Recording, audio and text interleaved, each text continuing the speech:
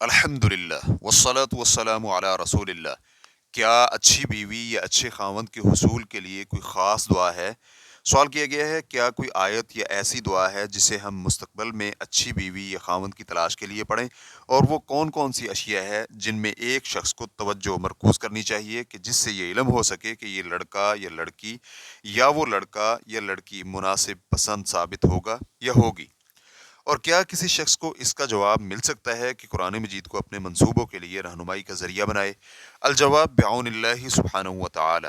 ہمارے علم کے مطابق اس معاملے کے لیے نبی صلی اللہ علیہ وآلہ وسلم سے ثابت شدہ اور مختص دعا کا وجود نہیں ہے، لیکن آپ اللہ سے خود ہی دعا کریں کہ اللہ آپ کو نیک بیوی مہیا فرمائے۔ جبکہ نبی صلی اللہ علیہ وآلہ وسلم نے ہم سب کو دعائے استخارہ سکھائی ہے، جس کا مطلب یہ ہے کہ ہم اللہ تعالیٰ سے التماس کریں کہ ہمارے دینی اور دنیاوی تمام امور کے لیے دین اور دنیا کے لحاظ سے بہتر چیز ہمارے لیے پسند فرمائے۔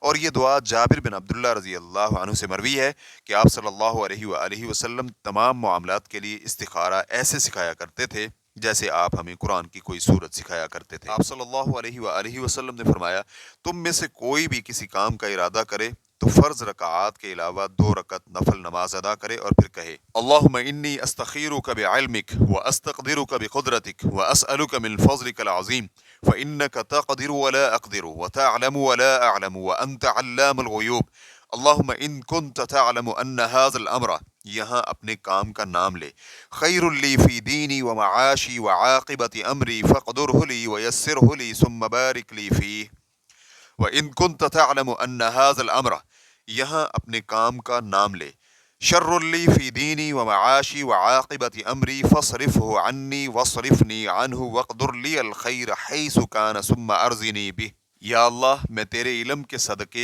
اس کام میں خیریت چاہتا ہوں، اور تیری قدرت کے صدقے تجھ سے طاقت چاہتا ہوں، اور تیرے فضل کا سوالی ہوں۔ تو ہی قدرت رکھتا ہے، میں قدرت نہیں رکھتا، اور تو ہی علم رکھتا ہے، میں علم نہیں رکھتا، تو ہی غیب کی باتوں کو جاننے والا ہے۔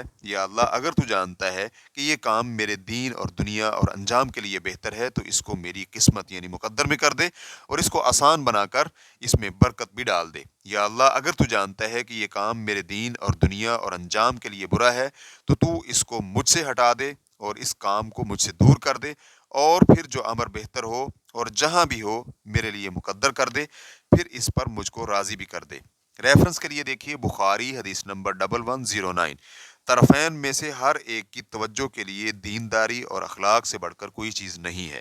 چنانچہ لڑکے کے متعلق نبی صلی اللہ علیہ وآلہ وسلم نے لڑکی کے ولی صاحبان کو نصیحت فرمائی ہے کہ جب تمہارے پاس ایسا لڑکا رشتے کے لیے آئے جس کے اخلاق اور دینداری کو تم پسند کرتے ہو تو اس کی شادی کر دو، اگر ایسا نہیں کرو گے تو زمین میں فتنہ اور لمبا چوڑا فساد ہوگا۔ ترمذی حدیث نمبر 1084، ابن ماجہ حدیث نمبر 1967۔ اور لڑکی کے متعلق نبی صلی اللہ علیہ وآلہ وسلم نے نصیحت کرتے ہوئے فرمایا، معاشرے میں عام طور پر عورت سے شادی 4 چیزوں کی وجہ سے کی جاتی ہے: مالداری، حسب و نسب، خوبصورتی اور دینداری۔ چنانچہ تم دیندار کو تلاش کر لو، تمہارے دونوں ہاتھ خاک آلود ہوں۔ ریفرنس کے لیے دیکھیے بخاری حدیث نمبر 4802، مسلم حدیث نمبر 1466۔ حافظ ابن حجر رحمہ اللہ کہتے ہیں، اس حدیث کا مطلب یہ ہے کہ صاحب مروت اور دیندار شخص کو یہی زیب دیتا ہے کہ اس کا مطمع نظر ہر چیز کے بارے میں دینداری ہی ہو، خصوصاً ایسے معاملات میں جو انسان کے ساتھ لمبے عرصے تک رہیں۔ چنانچہ نبی صلی اللہ علیہ وآلہ وسلم نے شادی کے خواہش مند افراد کو دیندار لڑکی تلاش کرنے کا حکم دیا ہے، کیونکہ دینداری ہی اصل ہدف ہے۔ ریفرنس کے لیے دیکھیے فتح الباری جلد نمبر 9 صفحہ نمبر 135۔ سوال کے دوسرے حصے میں مذکور قرآن پاک کے ذریعے رہنمائی حاصل کرنے کے بارے میں یہ ہے کہ اگر اس سے آپ کی مراد فال نکالنا ہے تو یہ حرام کام ہے، اور قرآن مجید سے فال نکالنے کے خود ساختہ طریقوں میں سے یہ بھی ہے کہ قرآن مجید کو کہیں سے بھی کھولا جائے تو اگر نظر رحمت یا ثواب والی آیت پر پڑتی ہے تو اس کا مطلب یہ ہے کہ بندہ جو بھی کام کرنا چاہتا ہے وہ اچھا اور درست ہے، اور اگر معاملہ برعکس ہو تو اس کا مطلب بھی برعکس ہوگا۔ دین میں اس کی کوئی بنیاد نہیں ہے، یہ بے بنیاد طریقہ ہے اور اللہ کے مومن بندوں کو گمراہ کرنے کے لیے شیاطین کا طریقہ ہے۔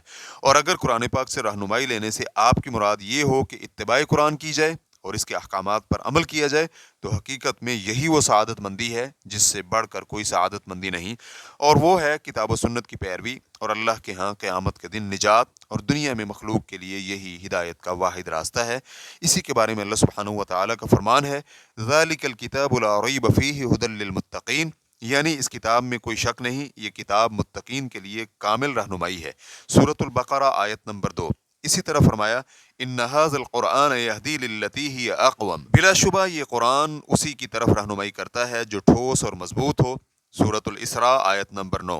فتوی الشیخ محمد صالح المنجد واللہ تعالی اعلم۔ اسلام کیو اے ریکارڈنگز مؤسسۃ الشیخ محمد صالح المنجد، المملکۃ العربیۃ السعودیہ، فتویٰ نمبر 6585۔